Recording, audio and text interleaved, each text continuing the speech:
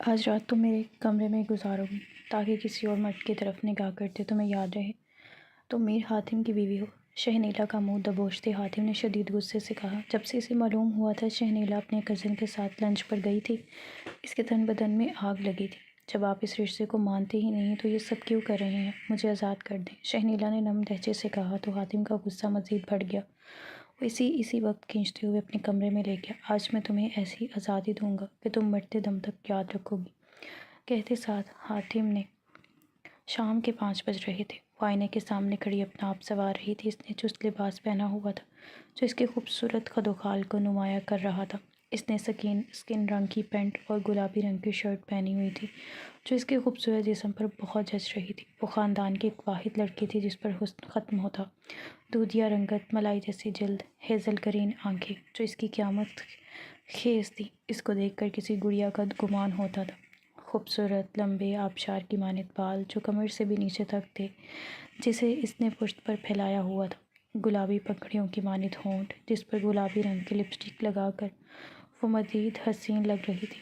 اس نے اپنا بیگ ایک طرف لٹکایا تھا اور کمرے سے باہر آ گئی تھی۔ لاؤنج میں کھڑی ہو کر اس نے اپنی کلائی پر گھڑی پہنی تھی اور بلند آواز میں بولی، ممی میں شایان کے ساتھ آئس کریم پارلر جا رہی ہوں، شام میں دیر سے گھر واپس آؤں گی۔ یکدم اس کی ماں یہ سنتے ہی باہر آئی تھی اور اس کی ڈریسنگ کو دیکھ کر ان کا دل دہل گیا تھا۔ ابھی تھوڑی دیر پہلے ہی تو حویلی سے فون آیا تھا کہ حاتم اس کی طرف آ رہا ہے، اور اپنی بیٹی کی اب حالت دیکھ کر ان کا سکون بھی برباد ہو گیا تھا۔ وہ فوراً ہی اپنی بیٹی کے قریب آئی اور اس کا بازو پکڑتے ہوئے عجلت بھرے لہجے میں بولی، یہ کیا حال بنایا ہوا ہے؟ تم نے پاگل ہو گئی ہو تم شہنیلا، ابھی تھوڑی دیر بعد تم حاتم آنے والا ہے، خدا کے لیے یہ لباس تبدیل کرو۔ اگر اس نے تمہیں اس لباس میں دیکھ لیا تو تمہاری ٹانگیں توڑ دے گا۔ جب شہنیلا کے ماتھے پر بل پڑے تھے اور وہ اپنی ماں کو دیکھتے ہوئے سنجیدگی سے بولی تھی، کون حاتم؟ اس کا لہجہ سوالیہ تھا، جبکہ اس کی ماں حیران ہوئی تھی اور وہ فوراً بولی تھی، وہی حاتم جس سے تمہارا نکاح ہوا ہے، تمہارے تاؤ کا بیٹا۔ زیادہ میرے سامنے بننے کی ضرورت نہیں ہے، خدا کے لیے جاؤ اور اپنا لباس تبدیل کرو، اور اگر اس نے تمہیں دیکھ لیا اس لباس میں تو تمہارے ساتھ ساتھ میری بھی شامت آ جائے گی۔ جبکہ شہنیلا نے اپنے سینے پر ہاتھ باندھ گئی تھی اور اپنی ماں کو ایسی نگاہوں سے دیکھ رہی تھی کہ اس کی ماں فوراً شرمندہ ہو چکی تھی۔ وہ یکدم بولی تھی، میں کسی حاتم کو نہیں جانتی اور آپ بھی اس بات کو تسلیم کر لیں کہ حاتم میرا شوہر نہیں ہے۔ اس نے صاف کہا تھا سب کے درمیان کہ میں شہنیلا کو اپنی بیوی نہیں مانتا۔ اس نے کہا کہ وہ اہمیت ہی نہیں دینا چاہتا تو میں کیوں دوں؟ میں کیوں کسی کی خاطر زندگی ساری بیٹھی رہوں؟ بس امی، بہت ہو گیا، میں اپنی زندگی اپنی مرضی کے مطابق گزاروں گی۔ میں شایان کو پسند کرتی ہوں اور اسی کے ساتھ ساری عمر گزاروں گی، مگر اب میں حاتم کے بھروسہ نہیں رہوں گی۔ جتنی میری بدنامی ہونی تھی ہو گئی ہے، اب مزید اور نہیں۔ وہ یہ بول کر ٹھہری نہیں تھی بلکہ لمبے لمبے ڈھک بھرتی ہوئی اپنے گھر سے نکل گئی تھی۔ اس کو بالکل فکر نہیں تھی کہ حویلی سے کون آ رہا ہے۔ یہ بات حقیقت تھی کہ وہ حاتم فردوس کی بیوی تھی، لیکن جب وہ اس نکاح کو تسلیم ہی نہیں کر رہا تھا تو پھر وہ کیوں مانتی؟ اس کی بھی اپنی انا تھی اور دونوں انا کے پجاری شخص ایک رشتے میں بندھے ہوئے تھے۔ اب قدرت ہی جانتی تھی کہ ان دونوں کے ساتھ مستقبل میں کیا ہونا ہے۔ وہ باہر آئی تو سامنے ہی اس کا کزن شایان گاڑی سے ٹیک لگائے اس کے انتظار میں کھڑا ہوا تھا۔ اس کو اتنے حسین لباس میں دیکھ کر اس کی بانسیں کھل اٹھی تھی۔ وہ فوراً ہی اس کے پاس آیا تھا۔ شایان کو تو مانو یقین ہی نہیں آیا تھا کہ شہنیلا جیسی خوبصورت لڑکی اس کے پیار میں پاگل ہو گئی ہے اور وہ محض اس کا استعمال کرنا چاہتا تھا۔ اس کے بعد وہ اسے قطع تعلق ہو جاتا، کیونکہ وہ ایک نکاح شدہ لڑکی تھی اور شایان کو معلوم تھا کہ اس کی ماں کسی قیمت پر بھی اس کی شادی شہنیلا سے نہیں کروائے گی۔ شہنیلا کے برعکس پیچھے سکینہ بیگم کی حالت بہت زیادہ خراب ہو رہی تھی۔ حویلی والوں سے ان کے تعلقات پہلے بھی اچھے نہیں تھے۔ وجہ ان کی بیٹی اور وہ خود تھیں۔ ان کا انداز بھی بے باک تھا اور ان کی بیٹی بھی بہت خوبصورت طبیعت کی مالک تھی۔ ان کے شوہر نے اپنی پسند سے شادی کی تھی اور اپنے خاندان سے قطع تعلق ہو کر شہر میں بس گئے تھے، مگر دولت نہ ہونے کی وجہ سے وہ بہت زیادہ خوار ہو رہے تھے۔ اتنی مشکلات کا سامنا کرنے کے بعد ان کے شوہر نے اپنے باپ کے سامنے ہاتھ جوڑ کر ان سے معافی مانگ لی تھی اور واپس کاروبار میں حصہ لیا تھا، جس کی بدولت ان کی زندگی تھوڑی سنوار گئی تھی۔ مگر ان تمام آسائشوں کے بدلے فردوس صاحب نے صاف کہا تھا، اگر تم اپنی بیٹی کی شادی میرے بیٹے رحمان کے بڑے بیٹے حاتم سے کرواؤ گے تب بھی میں تمہیں معاف کروں گا اور اپنی حویلی میں آنے کی اجازت دوں گا۔ اسی بدولت شہنیلا کے والد سلمان صاحب راضی ہو گئے تھے اور فردوس صاحب کے حکم کی وجہ سے شہنیلا اور حاتم کا نکاح ہو گیا تھا۔ حاتم گاؤں کی ہی کسی معصوم لڑکی سے شادی کرنا چاہتا تھا۔ وہ شہنیلا کو بالکل بھی پسند نہیں کرتا تھا۔ اس کی نظر میں شہنیلا ایک بے باک اور خود سے لڑکی تھی جس کو صرف اور صرف اپنے آپ سے مطلب تھا۔ اس کے نزدیک رشتے کی کوئی اہمیت نہیں رکھتے تھے۔ اس کو محض دوستوں میں گھومنا، عیاشی کرنا یہی سب پسند تھا۔ اسی وجہ سے وہ شہنیلا کو قبول نہیں کرنا چاہتا تھا، مگر جب سے دادا جان کا انتقال ہوا تھا تب سے وہ بہت خاموش تھا۔ اس نے دوبارہ یہ بات نہیں دہرائی تھی کہ وہ شہنیلا کو اپنی بیوی نہیں مانتا، کیونکہ اسے یاد تھا جب اس کے دادا نے رخصتی کی بات کی تھی تب اس نے سب کے درمیان یہ دعویٰ کیا تھا کہ وہ شہنیلا جیسی لڑکی کو اپنی بیوی کے طور پر حویلی نہیں لائے گا۔ وہ آتی ہے جائے لیکن وہ حاتم کی بیوی نہیں کہلائے گی۔ وہ اس نکاح کو نہیں مانتا۔ شہنیلا جو حاتم کے لیے اپنے دل میں خواب سجا کر بیٹھ گئی تھی، اس کے الفاظ سن کر اس کا دل بری طرح ٹوٹ گیا تھا، اور اسی پل وہ تہیہ کر چکی تھی کہ وہ کسی قیمت پر بھی حاتم سے شادی نہیں کرے گی۔ کچھ بھی ہو جائے وہ کبھی بھی اس کے ساتھ رخصتی نہیں کروائے گی۔ وہ بھی اس نکاح کو نہیں مانتی ہے۔ مگر تقریباً 2 مہینے بعد ہی ان کے دادا جان کی طبیعت خراب ہو گئی تھی اور وہ خالق حقیقی سے جا ملے، مگر آخری وقت میں انہوں نے حاتم کا ہاتھ پکڑ کر محض چند الفاظ کہے تھے: میں نے ساری زندگی نفرت کے سہارے گزار دی ہے، مگر تم ایسا نہیں کرنا۔ میں چاہتا ہوں کہ میرے دونوں بیٹے ایک چھت کے نیچے ایک ساتھ رہیں، اس لیے تم شہنیلا کو بطور بیوی قبول کر لینا۔ تم دونوں کی سنتان جب پیدا ہوگی تب تمہارے ماں باپ کے درمیان جو بھی خلش آ چکی ہے وہ سب ختم ہو جائے گی، اور وہ لوگ تمام رنجشیں بھلا کر ایک ہو جائیں گے۔ اور اسی پر اس نے اپنے دادا سے وعدہ کیا تھا کہ وہ سب ٹھیک کر دے گا، بس وہ ہمت نہ ہارے۔ لیکن شاید ان کا وقت آ گیا تھا اور وہ خالق حقیقی سے جا ملے۔ یہ لمحات اس کے لیے بہت دردناک تھے۔ وہ اپنے دادا کی موت پر بہت رویا تھا۔ ان کا جانا اس کو مکمل طور پر ختم کر گیا تھا۔ اس کے لیے یہ لمحات بہت اذیت ناک تھے۔ دادا کے انتقال کو آج 6 مہینے کا عرصہ بیت گیا تھا، اور آج وہ اسی سلسلے میں اپنی چچی اور چچا کے پاس آ رہا تھا تاکہ وہ اس رشتے کے حوالے سے بات کر سکے اور اس دن جو اس نے بدتمیزی کی تھی اس کی معافی مانگ سکے۔ لیکن اس کو معلوم ہی نہیں تھا کہ آج اس کے سامنے کیا آنے والا ہے۔ آج وہ اپنی بیوی کو کس روپ میں دیکھنے والا ہے۔ وہ جو ایک بار پھر شہنیلا کے بارے میں سوچنے لگا تھا، کس طرح اس کی سوچ کا بت ٹوٹنے والا تھا۔ ایک لمبی مسافت طے کر کے وہ گاؤں سے اپنے چاچو کے گھر پہنچ گیا تھا۔ حویلی سے یہ گھر بہت چھوٹا تھا لیکن سجایا بہت خوبصورت انداز میں تھا۔ اس نے گاڑی پورچ میں روکی تھی، اسی وقت اس کی چچی اور چچا گھر کے باہر آ گئے تھے۔ اس نے مسکرا کر ان دونوں کو دیکھا۔ فوراً ہی وہ اپنے چچا سے بغل گیر ہوا تھا، چچی کے آگے سر جھکایا تھا۔ دونوں نے اس کا استقبال بہت اچھی طرح کیا تھا۔ آخر کو وہ ان کا اکلوتا داماد تھا، بھلا وہ اس کی عزت کیوں نہ کرتے۔ وہ دونوں ہی اس کو لے کر لاؤنج میں آ گئے تھے۔ شاہدہ بیگم نے فوراً ہی اس کے آگے لوازمات سجا دیے تھے، جبکہ وہ مسلسل ادھر ادھر اپنی بیوی کو تلاش کر رہا تھا، جو بھی فی الحال اس گھر میں موجود ہی نہیں تھے۔ سلمان صاحب کافی پریشان تھے۔ ان کے چہرے سے ہی دکھ کے عنصر چھلک رہے تھے۔ باپ سے اتنے ارسال ناراضگی رہی تھی، اور جب ناراضگی کا اختتام ہوا تو ان کا باپ ہی اس دنیا سے چلا گیا تھا۔ یہ کوئی چھوٹی بات نہیں تھی۔ یکدم حاتم کی نگاہ اپنے چاچو سلمان پر گئی تھی، اور وہ پل میں ہی سمجھ گیا تھا کہ وہ کس اذیت کا شکار ہیں۔ وہ اپنی جگہ سے کھڑا ہوا تھا اور سلمان صاحب کے قدموں میں بیٹھ گیا تھا۔ وہ جو عجیب الجھن میں تھے، حاتم کو نیچے زمین پر بیٹھتا دیکھ کر فوراً ہی گڑبڑاتے ہوئے بولے تھے: ارے بیٹا، تم یہاں بیٹھ رہے ہو، اوپر آؤ۔ مگر اس نے ان کے دونوں ہاتھ تھام لیے تھے اور ان کی طرف دیکھتے ہوئے وہ سنجیدگی سے بولا تھا: دکھ کرنے سے کیا ہوگا دادا جان، واپس نہیں آئیں گے۔ آپ اس طرح پریشان کیوں ہو رہے ہیں؟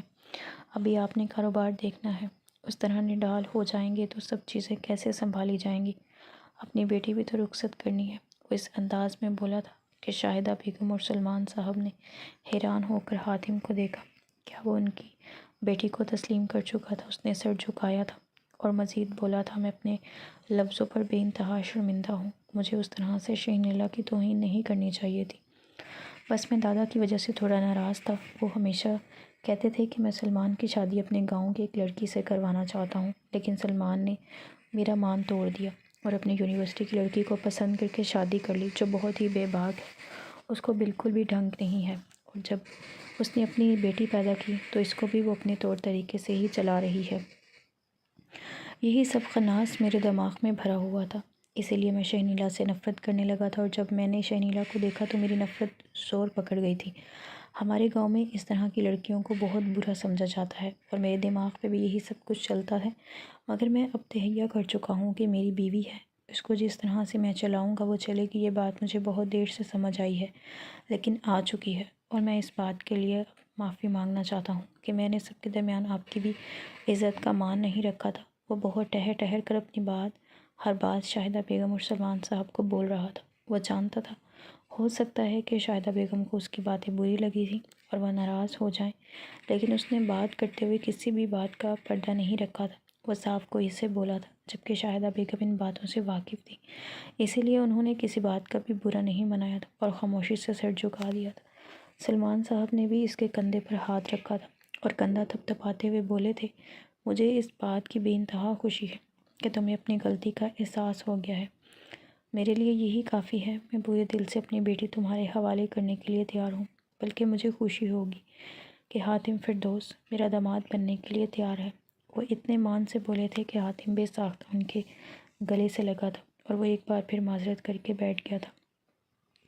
اب اس کا رخ شہنیلا کے کمرے کی طرف تھا۔ کافی دیر انتظار کرنے کے بعد وہ شاہدہ بیگم کی طرف دیکھتے ہوئے سوالیہ لہجے میں پوچھ ہی بیٹھا تھا کہ شہنیلا کہاں پر ہے؟ کیا اس کو اس بات کا علم نہیں ہے کہ میں گاؤں سے آ رہا ہوں؟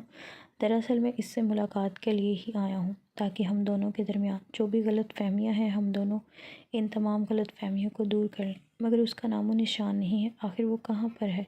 جبکہ شاہدہ بیگم کے طوطے اڑ گئے تھے۔ اصل مصیبت تو اب آئی تھی۔ کافی دیر سے وہ اپنی بیٹی کو کالز پہ کالز کر رہی تھی، لیکن وہ نہ کسی میسیج کا جواب دے رہی تھی اور نہ ہی کال بیک کر رہی تھی۔ وہ کچھ نہ بولی تو سلمان صاحب بھی بولے تھے، بتاؤ حاتم کیا پوچھ رہا ہے؟ شہنیلا کہاں پر ہے؟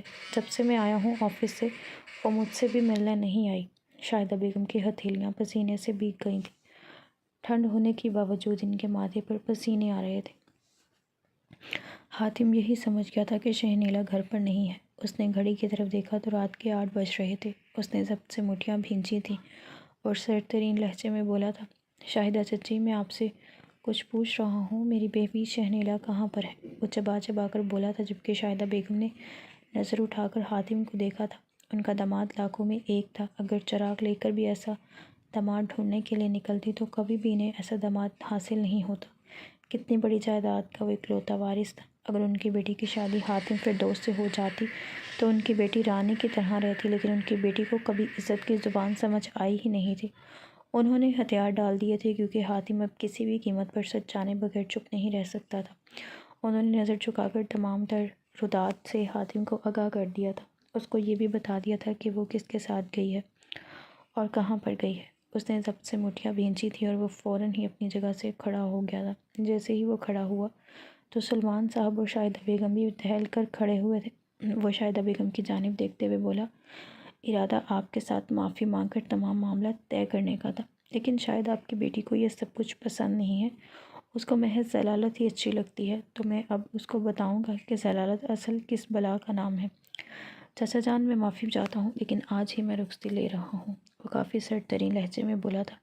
سلمان صاحب اس کو روکنا چاہتے تھے، اس کو سمجھانا چاہتے تھے کہ وہ نادان ہے، وہ غصے میں بہت کچھ کر جاتی ہے، لیکن نہ وہ ٹھہرا تھا اور نہ ہی اس نے اپنے چچے کی کوئی بات سننا ضروری سمجھی تھی۔ وہ لمبے لمبے ڈھنگ بھرتا ہوا ان کے گھر سے نکلتا چلا گیا تھا۔ اس نے گاڑی کو ریورس کیا تھا اور سیدھا اس ریسٹورنٹ پر گاڑی ڈال دی تھی جہاں پر اس کی منکوہہ موجود تھی۔ اس کا دماغ گھوم رہا تھا، ایسا محسوس ہوتا تھا جیسے ابھی کے ابھی دماغ کی کوئی نس پھٹ جائے گی۔ غصے کے مارے اس کے اعصاب تن گئے تھے۔ اس نے اسٹیئرنگ وہیل کو اتنی شدت سے تھاما ہوا تھا جس کی کوئی حد نہیں تھی۔ 10 منٹ کا راستہ اس نے محض 2 منٹ کے وقت میں مکمل کیا تھا۔ گاڑی ایک جھٹکے سے ریسٹورنٹ کے سامنے رکی تھی اور وہ لمبے لمبے ڈھگ بڑھتا ہوا ریسٹورنٹ میں داخل ہوا تھا۔ اس کے سوچنے کے بالکل ٹھیک مطابق وہ شیان کے قدرے کونے میں موجود ٹیبل پر بیٹھی خوش گپیوں میں مصروف تھی۔ وہ دونوں ایک دوسرے کا ہاتھ پکڑ کر بیٹھے ہوئے تھے اور جیسے ہی اس کی نگاہ اس کی ڈریسنگ پر گئی تھی تو اس کی آنکھیں پل میں لال انگارہ ہو گئی تھیں۔ وہ فوراً اس کے پاس پہنچا تھا اور اس کو سمجھانے کا موقع دیے بغیر اس کا ہاتھ تھام لیا تھا۔ اس کا بس نہیں چل رہا تھا کہ ابھی شہنیلا کا منہ توڑ دے، اس کے منہ پر اتنی زور سے تھپڑ مارے کہ وہ دوبارہ یہ حرکت کرنے کی جرأت بھی نہ کرے۔ شہنیلا حاتم کو اپنے ساتھ دیکھ کر ایک پل کے لیے کانپ گئی تھی۔ وہ سفید شلوار قمیض میں موجود تھا، اس کا کثرتی وجود شلوار قمیض سے جھلک رہا تھا۔ ماتھے پر موجود بل کو دیکھ کر شہنیلا کے وجود پر کپ کپی طاری ہو گئی تھی۔ وہ کچھ کہتی اس سے پہلے ہی وہ گھسیٹ کر اسے ریسٹورنٹ سے باہر لے جانے لگا تھا، جب اچانک شایان ان دونوں کے درمیان آیا تھا اور حاتم کے سینے پر ہاتھ رکھتا وہ بولا تھا، ہو کون تم اور میری کزن کو کس طرح تم نے ہاتھ لگایا؟ حاتم نے ایک شعلہ بار نگاہ شایان کے وجود پر ڈالی تھی اور پلٹ کر اپنی منکوہہ کو دیکھا۔ وہ غصے سے شایان کو دیکھتے ہوئے بولا، اور یہی بات اگر میں تم سے پوچھوں کہ تم کون ہو تو کیا بولو گے؟ جبکہ شایان نے سینے پر ہاتھ باندھے تھے اور اس کو دیکھتے ہوئے کروفٹ سے بولا تھا، میں شہنیلا کا کزن ہوں، خالہ کا بیٹا ہوں، ہاتھ چھوڑو، اس کا بدتمیزی کرنے کی ضرورت نہیں ہے۔ اس کو بالکل بھی معلوم نہیں تھا کہ حاتم کون ہے۔ یہ بات تو اس کو معلوم تھی کہ حاتم سے اس کے کزن کا نکاح ہوا ہے، لیکن یہ نہیں پتہ تھا کہ حاتم دیکھنے میں کیسا ہے۔ جبکہ اس نے اچانک شہنیلا کو اپنے قریب کیا تھا اور اس کو اپنے بازوں کے حصار میں لیتے ہوئے حق سے بولا تھا، میرا نام حاتم فردوس ہے اور یہ لڑکی میری منکوہہ ہے، ہم دونوں کا نکاح ہو چکا ہے اور اب رخصتی بھی ہو گئی ہے۔ آئندہ کے بعد تم نے اپنی اگر اس گندی زبان سے میری بیوی کا نام بھی لیا تو میں تمہارا قتل کرنے میں ذرا دیر نہیں لگاؤں گا۔ ہٹو یہاں سے، یہ کہتے ہی اس نے شایان کو دھکا دیا تھا اور ریسٹورنٹ سے نکلتا چلا گیا تھا۔ اس کا دماغ پوری طرح گما ہوا تھا۔ وہ سیدھا اس کو اپنی گاڑی کے پاس لے کر آیا تھا اور دھکا دینے والے انداز میں گاڑی کے اندر پھینکا تھا اور خود اسٹیئرنگ وہیل تھام کر گاؤں کی طرف گامزن ہو گیا تھا۔ شہنیلا کا دماغ پوری طرح گھوم رہا تھا۔ اس کا بس نہیں چل رہا تھا کہ وہ اس حاتم کا گلا گھونٹ دے جس نے اس کی اتنی بے عزتی کی ہے، لیکن نہ جانے کیوں اس کی زبان بالکل گنگ ہو گئی تھی۔ وہ کچھ بھی اس کے سامنے بول نہیں پا رہی تھی، لیکن کب تک وہ خاموش رہتی؟ یکدم وہ غصے سے بولی تھی، ابھی کے ابھی گاڑی روکو، جو تماشا تم نے لگانا تھا تم لگا چکے ہو، اب مزید تم نے اگر میرے ساتھ کچھ بھی کرنے کی کوشش کی تو میں تمہارا قتل کر دوں گی، گاڑی روکو ورنہ مجھ سے برا کوئی نہیں ہوگا۔ جب اچانک حاتم نے گاڑی کو بریک لگائی تھی اور شہنیلا کا بازو تھام کر اپنے قریب کھینچا تھا، وہ کچھ کہتی اس سے پہلے ہی حاتم نے اس کا جبڑا اپنی اہونی میں گرفت میں تھاما اور اس کو دیکھتے ہوئے گرایا تھا، کیوں گاڑی روک دوں؟ شوہر کے ساتھ بیٹھنے میں شرم آتی ہے اور غیر مردوں کے ہاتھ میں ہاتھ ڈالنے سے اچھا محسوس ہوتا ہے، تمہیں معلوم ہے ایسی عورتوں کو بولتے کیا ہیں؟ اس کی بات سن کر شہنیلا کا چہرہ آہان کے احساس سے سرخ ہو گیا تھا۔ اس نے ایک جھٹکے سے شہنیلا کو چھوڑا تھا اور گاڑی ایک بار پھر سٹارٹ کی تھی، جبکہ شہنیلا اپنا آپ سنبھال کر ایک کونے میں ہو گئی تھی۔ اس کا دماغ پوری طرح سے گھوم رہا تھا۔ کسی انسان کے ساتھ اس کی شادی کروا دی گئی تھی۔ اس نے تمام چیزوں کو فی الحال لیے نظر انداز کر دیا تھا۔ وہ گھر پہنچ کر اس معاملے کے بارے میں اپنے ماں باپ سے بات کرنا چاہتی تھی، لیکن جب راستہ کوئی دوسرا دیکھا تو وہ یکدم گھبرا کر بولی تھی، حاتم فردوس، مجھے کہاں لے کر جا رہے ہو تم؟ اس طرف نہیں بلکہ الٹے ہاتھ کی طرف ہے۔ مگر حاتم کی طرف توجہ دینا ہی نہیں چاہتا تھا۔ وہ اس کا ہاتھ پکڑتے ہوئے بولی تھی، یہ کیا بدتمیزی ہے؟ کہاں لے کر جا رہے ہو تم؟ میں بابا کو فون کرتی ہوں۔ یہ کہتے ہی اس نے اپنا موبائل باہر نکالا تھا، جب حاتم نے ایک پل ہی میں اس کے ہاتھ سے اس کا موبائل اچک لیا تھا اور سرد لہجے میں بولا تھا، بیوی ہو تم میری، اب میرے ساتھ ہی رہو گی، اسی لیے گاؤں لے کر جا رہا ہوں۔ یہ خبر سننی تھی کہ اس کے ہاتھ پاؤں لرزنا شروع ہو گئے تھے اور وہ بری طرح گھبرائے ہوئے لہجے میں بولی تھی، یہ تم میرے ساتھ نہیں کر سکتے حاتم، گاڑی روکو، مجھے اپنے گھر جانا ہے، میری پڑھائی چل رہی ہے، اس طرح میں گاؤں نہیں جا سکتی، ویسے ہی گاؤں جانے کی وجہ سے میرا لاس ہو گیا ہے۔ جبکہ حاتم اپنے الفاظ کے نشتر کو چبوتے ہوئے بولا تھا، پڑھائی کے نقصان کا دکھ ہے یا پھر طوائف خانے نہ جانے کا دکھ تمہیں ستا رہا ہے؟ یہ بات سنی تھی کہ وہ اپنی جگہ پر خاموش ہو گئی تھی۔ اس کو یقین نہیں آ رہا تھا کہ حاتم اس کو اس طرح کی بات بولے گا۔ وہ بے یقین لہجے میں بولی تھی، تمہارا مطلب کیا ہے؟ تم سمجھتے کیا ہو خود کو؟ تم نے کس حساب سے مجھے اس طرح بولا ہے؟ اچانک ہی اس نے اس کو کچھ اس طرح دیکھا تھا کہ وہ شرم سے پانی پانی ہو گئی تھی۔ اس نے فوراً ہی اپنا آپ چھپا لیا تھا، اس کا انداز ہی کچھ ایسا تھا۔ تب اچانک حاتم دھیما مسکرایا تھا اور اس کو دیکھتے ہوئے بولا تھا، حیرت ہے مجھے تم جیسی عورتوں پر، جو دوسرے مردوں کے سامنے تو اپنا جسم عیاں کرنے میں بالکل شرم محسوس نہیں کرتی، لیکن اپنے شوہر کے سامنے اپنا آپ چھپانے کے لیے اپنے ہاتھوں کا استعمال کر رہی ہیں۔ اگر پہلے ہی تمہیں غیرت آ جاتی تو ابھی یہ نوبت نہ آتی۔ تم جیسی عورتیں ہی ہوتی ہیں جو طوائف خانوں پر بیٹھی ہوتی ہیں، لیکن میں تمہیں کسی قیمت پر بھی اس چیز کی اجازت نہیں دوں گا۔ تم حاتم فردوس کی بیوی ہو، فردوس حویلی کی پوتی، اپنا دماغ درست کر لو، ورنہ مجھے تمہارا دماغ بہت اچھے سے درست کرنا آتا ہے۔ وہ ایک سانس میں گرا کر بولا تھا۔ اس کی کوئی گراہٹ میں اتنا زور تھا کہ شہنیلا کا پورا وجود کانپ اٹھا تھا۔ وہ خاموشی سے سر جھکا کر بیٹھ گئی تھی۔ اس کی آنکھوں میں نمی تیرنا شروع ہو گئی تھی اس کو معلوم تھا اب اس کے پاس کوئی بھی چارہ نہیں ہے، یہ شخص اسے لازمی گاؤں لے کر جائے گا اور وہ کچھ نہیں کر پائے گی۔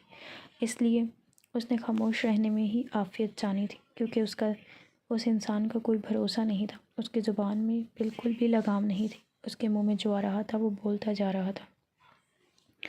ایک لمبی مسافت کے بعد وہ لوگ گاؤں کے حدود میں داخل ہوئے تھے۔ ان کی واپسی تقریباً رات کے 2 بجے ہوئی تھی۔ پورے گاؤں میں سناٹے تھا، محض خادم فردوس کی گاڑی کی آواز ہی دور دور تک گونج رہی تھی۔ وہ ایک جھٹکے سے گاڑی پورچ میں روک چکا تھا۔ اس سفر کے دوران وہ گہری نیند سو گئی تھی، اس کو بالکل بھی ہوش نہیں رہا تھا کہ کب سفر کا اختتام ہو گیا ہے۔ گاڑی کے روکتے ہی اس کی آنکھ بھی کھل گئی تھی اور وہ اجنبی نگاہوں سے حاتم کو دیکھنے لگی تھی۔ کچھ پل کے لیے اس کا دماغ بالکل مفلوج ہو گیا تھا، تب اچانک اس نے دوسری طرف سے اتر کر اس کا بازو پکڑ کر اسے اپنی گاڑی سے نکالا تھا۔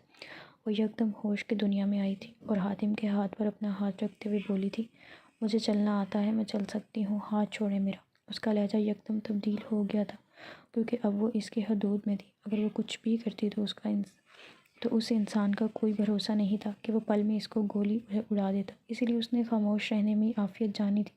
جبکہ وہ اس کو نظر انداز کیے گھسیٹتے ہوئے حویلی کے اندر لے کر آیا تھا، اس کا دماغ بالکل بھی کام نہیں کر رہا تھا۔ اس کو سمجھ نہیں آ رہا تھا کہ یہ انسان اس کے ساتھ کیا کرنا چاہتا ہے۔ وہ جو بھی سمجھی تھی کہ وہ اپنے کمرے میں رہے گی، لیکن حاتم کو اپنے کمرے کی طرف جاتا دیکھ کر وہ اپنے آپ کو مضبوط کرتے ہوئے بولی تھی، آپ یہ مجھے کہاں لے کر جا رہے ہیں؟ ہاتھ چھوڑے میرا، مجھے آرام کرنا ہے، اتنا لمبا سفر کر کے میری کمر تختہ ہو گئی ہے، وہ بیزار لہجے میں بولی تھی۔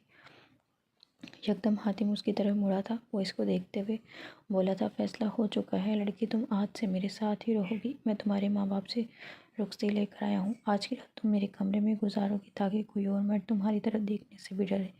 جبکہ شہنیلا یہ بات سن کر حیرت کے سمندر میں غوطہ زن تھی۔ اس کو یقین نہیں آ رہا تھا کہ یہ انسان کیا بول رہا ہے۔ وہ بے یقین لہجے میں بولی تھی، آپ مذاق کر رہے ہیں، یہ حقیقت نہیں ہے۔ ممی پاپا میرے ساتھ ایسا کسی قیمت پر نہیں کر سکتے۔ ہاتھ چھوڑے میرا، میں آپ کے ساتھ کوئی بھی رشتہ نہیں بنانا چاہتی۔ جب آپ کو اس رشتے سے کوئی سروکار ہی نہیں ہے تو آپ کس خوشی میں مجھے اپنے کمرے میں رکھنا چاہتے ہیں؟ آپ نے سب کے درمیان کہا تھا کہ آپ اس نکاح کو مانتے ہی نہیں ہیں، تو پھر یہ سب کیوں کر رہے ہیں؟ اس کے تن بدن میں آگ لگ گئی تھی۔ یہ بات ہی اس کا خون کھلا چکی تھی۔ وہ تو اپنا آپ تیار کر چکی تھی کہ اسے اب ساری زندگی حاتم فردوس کے ساتھ ہی گزارنی ہے۔ لیکن اس شخص نے ہی اس کی عزت کی دھجیاں اڑائی تھی۔ اس کے ماں باپ، تاؤ اور تائی، دادا دادی، سب کے سامنے اس نے دعویٰ کیا تھا کہ وہ کسی قیمت پر بھی اس لڑکی سے شادی نہیں کرے گا۔ وہ مرنا پسند کرے گا، لیکن اس کو بطور بیوی اپنی زندگی میں کبھی شامل نہیں کرے گا۔ تو پھر وہ اب اس طرح کی بات کیوں کر رہا تھا؟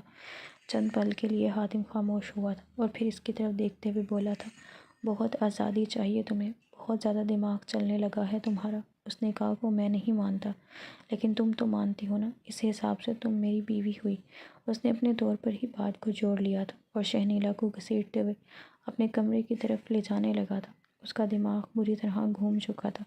لمحہ بہ لمحہ اس بات کو پوائنٹ آؤٹ کرنا اس کو خون کھلا چکا تھا، اور اس نے تہیہ کر لیا تھا کہ اس لڑکی کا دماغ تو آج وہ اچھی طرح سے درست کر کے ہی دم لے گا۔ وہ اس کو گھسیٹتے ہوئے اپنے کمرے کے اندر لے آیا تھا، جبکہ وہ بن پانی کی مچھلی کی طرح تڑپ رہی تھی، لیکن اس نے کسی بھی طرح اس پر رحم نہیں کھایا تھا۔ اس کو سمجھنے کا موقع دیے بغیر اس نے ایک جھٹکے سے اسے بستر پر پھینکا تھا اور اسی وقت اپنی قمیض جسم سے جدا کی تھی۔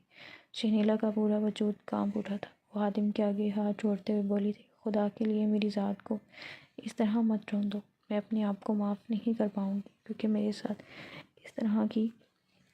اس طرح کر رہے ہو حاتم۔ اگر تمہارا ارادہ میرے ساتھ رشتہ بنانے کا ہے تو سلیقے سے بناؤ، لیکن میرے ساتھ اس طرح زبردستی نہ کرو۔ وہ اس کے آگے ہاتھ جوڑتے ہوئے تڑپ کر بولی تھی۔ اس کی آنکھوں سے بھل بھل آنسو بہنے لگے تھے۔ اس کے جسم کا رواں رواں کانپ اٹھا تھا، جبکہ حاتم تمام باتوں کی مسترد کیے شہنیلا پر جھکتا چلا گیا تھا۔ اس نے ایک بار بھی شہنیلا کی کسی سسکی یا پھر منت پر دھیان نہیں دیا تھا۔ وہ اس کا شوہر تھا اور اس پر مکمل حق رکھتا تھا۔ اس نے اس کے تمام جائے فرار بند کر دیے تھے اور اس کو اپنی آغوش میں سمیٹ لیا تھا۔ روتی رہ گئی تھی، سسکتی رہ گئی تھی، وہ اس کے آگے ہاتھ جوڑتی رہ گئی تھی، لیکن نہ اس نے اس کی طرف دیکھا تھا اور نہ ہی اس کی کسی بات پر دھیان دیا تھا۔ وقت گزرتا جا رہا تھا۔ چاند بھی ان دونوں کی ملن پر شرما کر بادل میں چھپ گیا تھا، جبکہ وہ بھی تھک ہار کر اس کے ہی سینے پر سر رکھ کر سو گئی تھی۔ فجر کے وقت وہ اس سے دور ہوا تھا اور ایک نگاہ اپنے سینے پر رکھی اپنی بیوی پر ڈالی تھی۔ لڑکی دیکھنے میں بلا کی حسین تھی اور اس کی عمر محض 22 سال تھی، جبکہ حاتم 30 سال کا جوان مرد تھا۔ اس کے جذبات منہ زور گھوڑے کی طرح تھے اور یہ سب وہ معصوم لڑکی برداشت نہیں کر پائی تھی۔ پوری رات حاتم نے اس کو سونے نہیں دیا تھا، بلکہ ہر پل اس پر یہ بات واضح کی تھی کہ وہ حاتم فردوس کی ملکیت ہے، وہ اس کے ساتھ دغا بازی نہیں کر سکتی، جبکہ شہنیلا کو بھی یہ بات بہت اچھے سے سمجھ آ گئی تھی کہ وہ حاتم کے آگے کچھ بھی نہیں ہے۔ اس نے پل میں ہی اس کو واقعی مسل کے رکھ دیا تھا، بالکل کسی چھوٹی سی چونٹی کی طرح۔ چند پل اس نے معصوم چہرے کو اپنی آنکھوں میں بسایا تھا اور دھیرے سے اس کا سر تکیے پر رکھ کر وہ واش روم میں چلا گیا تھا۔ اسے لے کر اس نے اپنے آپ کو فریش کیا تھا اور وہ فوراً ہی اکڑ جا کر نماز بچائی۔ وہ 5 وقت کا نمازی شخص تھا، کہنے کو وہ بہت خصیل طبیعت کا انسان تھا، لیکن نہایت نرم دل تھا۔ گاؤں کے کئی ایسے کام تھے جو اس کے ہی سپرد تھے۔ وہ گاؤں کا گدی نشین تھا، جلد سردار کی پگڑی اس کے سر آنی تھی، اسی لیے وہ پہلے ہی تمام چیزوں پر قابض ہو گیا تھا۔ گاؤں کا بچہ بچہ اس سے محبت کرتا تھا اور وہ بھی اس محبت کا جواب اپنی محنت اور خدمت سے دیتا تھا۔ اس نے فجر کی نماز ادا کی تھی اور بارگاہ الہی میں ہاتھ بلند کیے تھے۔ اس کی آنکھیں نم ہو رہی تھیں، ہونٹ مسلسل جنبش کر رہے تھے، لیکن حلق سے آواز برآمد نہیں ہو رہی تھی۔ نہ جانے کیوں اسے ایک دم سے عجیب سی کیفیت اپنے وجود پر طاری ہوتی ہوئی محسوس ہوئی تھی اور وہ دل میں اللہ سے مخاطب ہوا تھا: اے رحمان رحیم، اے مالک مولا، اے کائنات کے سربراہ رب مصطفیٰ، میں جانتا ہوں تو بہت عالی شان رب ہے، تیرے آگے سب خاک برابر ہے۔ یا رحمان، اگر مجھ سے ابھی کوئی خطا ہوئی ہے تو مجھے معاف کر دے، لیکن اس لڑکی کے ساتھ تعلقات میں نے سچے دل سے قائم کیے ہیں۔ یا رب مصطفیٰ، تو جانتا ہے کہ میں نے ایک نیت کے ساتھ اس کو لینے کے لیے گیا تھا، لیکن اس عورت نے مجھے یہ سب کرنے پر اکسایا تھا۔ لیکن اگر میں غلط ہوں اور میں نے اس کے ساتھ غلط کیا ہے تو یا اللہ مجھے معاف کر دے اور اس رشتے کو ایک موقع دینے کی اس عورت کو بھی توفیق دے اور مجھے بھی یہ توفیق عطا کر۔ کافی دیر تک وہ اپنے مستقبل کے لیے دعائیں مانگتا رہا اور پھر چہرے پر ہاتھ پھیر کر کھڑا ہو گیا۔ نہ جانے کیوں اس رات کے بعد وہ لڑکیوں سے اپنے دل کے بہت قریب ہوتے ہوئے محسوس ہو رہی تھی۔ بے شک عورت اور مرد کے رشتے کو اللہ تعالیٰ نے بہت خوبصورت طریقے سے نکاح کی صورت میں جوڑ رکھا ہے، اور یہ نکاح کے 3 الفاظ انسان کے دل میں اس قدر محبت کا جذبہ بڑھا دیتے ہیں جس کی کوئی حد نہیں ہوتی۔ وہ سیدھا اپنے بستر پر آیا تھا اور اپنی بیوی کے برابر میں لیٹ گیا تھا۔ اس کی نگاہیں اپنی بیوی پر ہی مرکوز تھیں۔ وہ کافی گہری نیند اس کے بستر پر سو رہی تھی۔ وہ اس کے چہرے پر ہاتھ پھیرتے ہوئے بولا تھا: جانتا ہوں تو مجھ سے ناراض ہو، میں نے تمہاری دل آزاری کی ہے، سب کے درمیان تمہاری توہین کی ہے اور آج بھی تم سے حق زبردستی لیا ہے، لیکن یہ کرنا بے انتہا ضروری تھا، کیونکہ میں تمہیں جتانا چاہتا تھا کہ تم اب صرف اور صرف حاتم فردوس کی ہو۔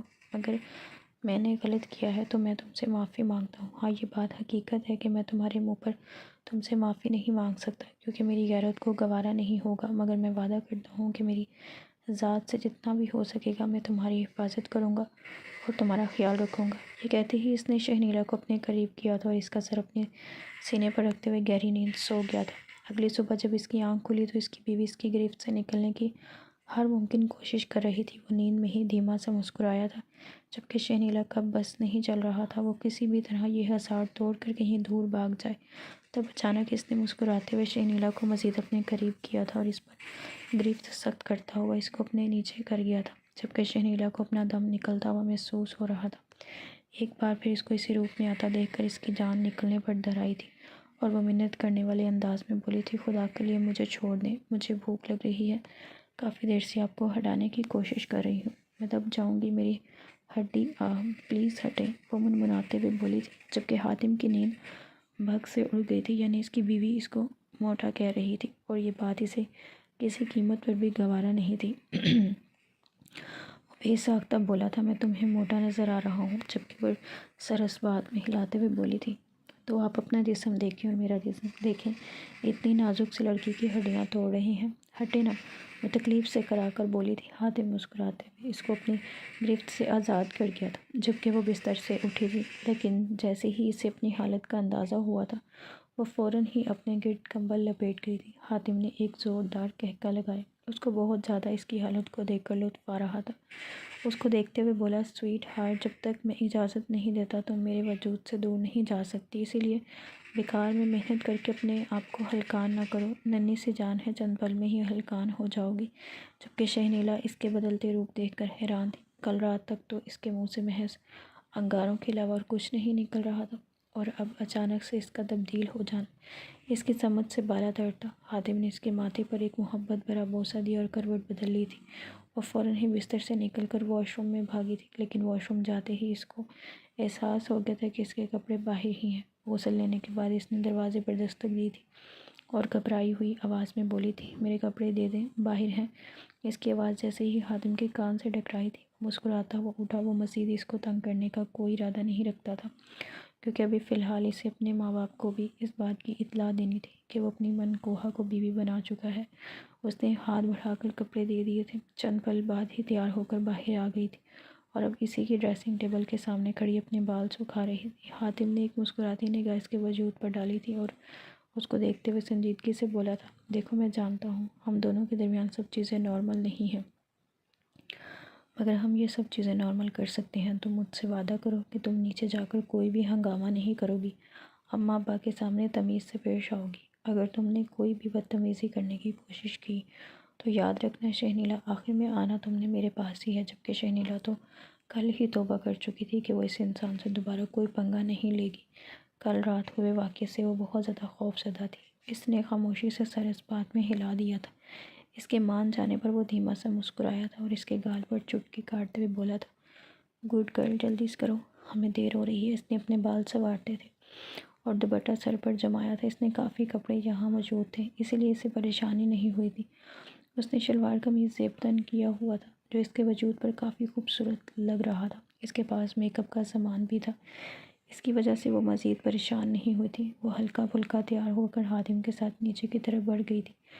سلیمان صاحب اور ان کی بیگم شائستہ صاحب ناشتہ کی ٹیبل پر بیٹھی اپنے لگتے جگر کی حاتم کا ہی انتظار کر رہی تھی، لیکن اس کے ساتھ آتی ہوئی لڑکی کو دیکھ کر وہ بے ساختہ اپنی جگہ سے کھڑی ہو گئی تھی۔ ان کو کھڑا ہوتا دیکھ کر سلیمان صاحب حیران ہوئے تھے، اور جب انہوں نے پلٹ کر دیکھا تو وہ بھی بے ساختہ اپنی جگہ سے کھڑے ہو گئے تھے، کیونکہ ان دونوں کو ہی اس بات کی آگاہی تھی کہ حاتم شہر گیا ہے اپنے چاچو اور چاچی سے معافی مانگنے، لیکن انہیں اس بات کا بالکل بھی نہیں پتہ تھا کہ ان کا بیٹا اپنی بیوی کو بھی ساتھ لے کر آئے گا۔ اور وہ دونوں صبح نہا دھو کر باہر آ رہے تھے، جس کا صاف مطلب تھا کہ ان دونوں نے رشتہ قائم کر لیا ہے۔ وہ بہت سلیقے سے آ کر اپنے تاؤ اور تائی سے ملی تھی، جبکہ اس کی تائی تو حیرت کے سمندر میں غوطہ زن تھی۔ حاتم بھی اپنی ماں سے بہت پیار سے ملا تھا اور اپنے باپ کے آگے سر جھکاتے ہوئے بولا تھا، بابا جان، میں نے رخصتی لے لی ہے، میں مزید اس کو وہاں نہیں چھوڑ سکتا تھا۔ تمام چیزیں حل کر لی ہیں، ناشتہ بہت خوشگوار انداز میں تناول کیا گیا تھا۔ ناشتے کے اختتام پر حاتم نے اپنے ماں باپ کی طرف سنجیدگی سے دیکھا تھا اور ان کو دیکھتے ہوئے بولا تھا، میں جانتا ہوں آپ دونوں کے لیے یہ عمل بہت ہی حیرت انگیز ہوگا، کیونکہ آپ کو یہی معلوم تھا کہ میں محض معافی مانگنے کے لیے گیا ہوں، مگر میں رخصتی کر چکا ہوں اور میرا ارادہ اب چاچو اور چاچی کو واپس لانے کا ہے۔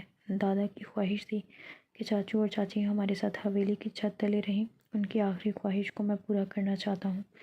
اس کی بات سن کر شائستہ بیگم خوشی سے بولی تھی، یہ میرے لیے بہت ہی خوشی کی بات ہوگی کہ میری دیورانی میرے ساتھ رہے گی اور ہمیں کوئی اعتراض نہیں ہے۔ اگر تمہارے چاچو آنا چاہتے ہیں تو حویلی کے دروازے اس کے لیے کھلے ہوئے ہیں۔ وہ جو سر جھکا کر ناشتہ کر رہی تھی، اس نے حیران ہو کر شائستہ بیگم کو دیکھا تھا۔ اس کی ماں تو کہتی تھی کہ شائستہ بیگم بالکل بھی ایک اچھی عورت نہیں ہے، انہوں نے محض تمہارے دادا کے کان بھرنے کے علاوہ اور کچھ نہیں کیا تھا، مگر یہاں تو معاملات ہی الٹ تھے۔ اس نے اب اپنے باپ کی طرف دیکھا تھا، جبکہ اس کا باپ خاموش تھا۔ وہ خاموش کیوں تھے وہ سمجھ نہیں پایا تھا۔ وہ اپنے بابا کے ہاتھ پر ہاتھ رکھتے ہوئے بولا تھا، میں آپ سے کچھ پوچھ رہا ہوں، ہمیں چاچو اور چاچی کو واپس لے کر آنا ہے اور اس کے لیے آپ دونوں ہی جائیں گے، آپ راضی ہیں؟ اس کے بابا ایک دم خاموش ہوئے تھے اور سر بس بات میں ہلاتے ہوئے بولے، بھلا مجھے کیا اعتراض ہو سکتا ہے؟ میرا بھائی میرے بیٹوں کی طرح ہے، ہم دونوں ایک ساتھ بڑے ہوئے ہیں، ہم دونوں کے درمیان ایک چھوٹی سی خلش ہے، محض وہ بھی ایک عورت کی وجہ سے آئی تھی۔ اس کی شادی ہم سب کے لیے بہت اثر انداز ثابت ہوئی تھی، لیکن بابا کی آخری خواہش کی عزت میں بھی کرتا ہوں۔ اگر تمہارے دادا یہی چاہتے تھے تو ہم آج کے آج ہی تمہارے چاچو اور چاچی کو حویلی واپس لے آئیں گے۔ جبکہ وہ حاتم کی ماں کو ایسے دیکھ رہی تھی، اس کے ماں باپ کی خواہش تھی کہ وہ بھی حویلی میں خوشحال زندگی گزاریں، لیکن دادا کی وجہ سے وہ کبھی بھی نہیں آئے تھے۔ مگر اب حاتم کو وہ سب کرتا دیکھ نہ جانے کیوں شہنیلا کا دل اس کی طرف سے پگھلتا جا رہا تھا۔ وہ تو پہلے بھی اس کو اپنے لیے منتخب کر چکی تھی۔ وہ حسن پرست تھی اور وہ اس کے حسن پر ہی مٹ گئی تھی، لیکن جب اس نے پوری محفل کے درمیان اس کی ذات کی نفی کی تھی، اس پل اسے سب سے زیادہ زہر یہی شخص لگا تھا۔ لیکن اب جو کر رہا تھا نہ جانے کیوں یہ شخص اسے اپنے دل کے بہت قریب لگ رہا تھا۔ حاتم نے اپنے کہنے کے بالکل ٹھیک مطابق اگلے ہی دن سلیمان صاحب اور شائستہ بیگم کو شہر بھیج دیا تھا، اور وہ دونوں سلیمان صاحب اور شائستہ بیگم کو راضی کر کے حویلی لے آئے تھے، جبکہ حاتم اسی دن شہنیلا کو لے کر بازار کی طرف نکل گیا تھا۔ اس کو معلوم تھا اس کی بیوی کے پاس کوئی بھی ڈھنگ کا لباس نہیں ہے جو وہ اپنے خاندان کے سامنے پہن سکے۔ اس نے سوچ لیا تھا کہ سب کے آ جانے کے بعد وہ ایک اور فیصلہ سنائے گا۔ اس کی شادی ہو گئی تھی اور وہ یہ بات خاندان اور پورے گاؤں کو بتانا چاہتا تھا، اسی لیے اس نے ایک ولیمے کا انتظام کرنے کے بارے میں سوچ لیا تھا۔ بازار آ کر اس نے پورا دن شہنیلا کے ساتھ گزارا تھا، لیکن شہنیلا کو وہ چادر پہنا کر لے کر گیا تھا۔ شہنیلا بہت غصہ ہوئی تھی، وہ جھنجھلاتی تھی کہ وہ چادر کیری نہیں کر پا رہی، لیکن حاتم نے صاف بول دیا تھا کہ اگر تم نے چادر نہیں پہنی تو میں تمہیں شاپنگ پر نہیں لے کر جاؤں گا۔ اور شہنیلا ٹھہری شاپنگ کی شوقین لڑکی، بھلا وہ کس طرح یہ موقع ضائع کر دیتی۔ اس نے چادر لے لی تھی، مگر وہ بالکل بھی اس کو نہیں سنبھال پا رہی تھی، مگر پھر بھی اس نے اس کا بہت ساتھ دیا تھا، پورا دن اس کے ساتھ ہی گزارا تھا۔ سب سے پہلے اس نے شاپنگ کروائی تھی، پھر باہر ہی ڈنر کیا تھا اور اسے گھمانے کے لیے ساحل سمندر لے گیا تھا۔ وہاں پر اس نے شہنیلا کے لیے خاص ڈنر کا ارینجمنٹ کیا تھا، جبکہ وہ حیران تھی ساحل سمندر پر یہ سب دیکھ کر وہ حیران رہ گئی تھی۔ اس نے بہت اچھے ڈنر ڈیٹ کا پلان کیا تھا، لال غبارے لگے ہوئے تھے، کھانا بہت ہی لذیذ تھا اور بہت خوبصورت ماحول بنا ہوا تھا۔ وہاں پہنچتے ہی حاتم اس کے ساتھ گھٹنوں کے بل بیٹھا تھا اور اس کا ہاتھ تھامتے ہوئے خمار زدہ لہجے میں بولا تھا، میں نہیں جانتا کہ تمہیں کس طرح کے لڑکے پسند ہیں، مگر میں اب یہ جانتا ہوں کہ تم مجھے بہت پسند ہو اور میں تمہاری پسند میں ڈھلنا چاہتا ہوں، لیکن بس تم سے ایک درخواست ہے، میری خاطر غیر مردوں سے اپنے آپ کو چھپا کے رکھنا۔ اگر تم میری خواہش کو پورا کر دو گی تو میں تمہارے قدموں میں دنیا کی ہر خوشی نچھاور کر دوں گا۔ شہنیلا کے چہرے پر مسکراہٹ آئی تھی اور اس نے اسی پل اس کے ہاتھ میں اپنا ہاتھ رکھا تھا اور وعدہ کرتے ہوئے بولی تھی، اگر آپ نے میرے ساتھ رویہ اچھا رکھا اور میرے مزاج کے مطابق چلے تو میں آپ کی ہر خواہش کو حرف آخر مانوں گی۔ اس کا جواب سن کر اس نے اپنی جیب سے ڈائمنڈ کی رنگ نکالی تھی اور اس کی انگلی میں پہناتے ہوئے بولا تھا، بہت بہت خوش آمدید شہنیلا حاتم فردوس، میں آپ سے بہت محبت کرنے لگا ہوں۔ یہ بولتے ہی اس نے اس کی ہتھیلی پشت پر اپنے ہونٹ رکھے تھے، جبکہ شہنیلا مسکرا اٹھی تھی۔ ایک نئی محبت کا آغاز ہو گیا تھا۔ چاند بھی مسکرا کر بادلوں میں چھپ گیا تھا۔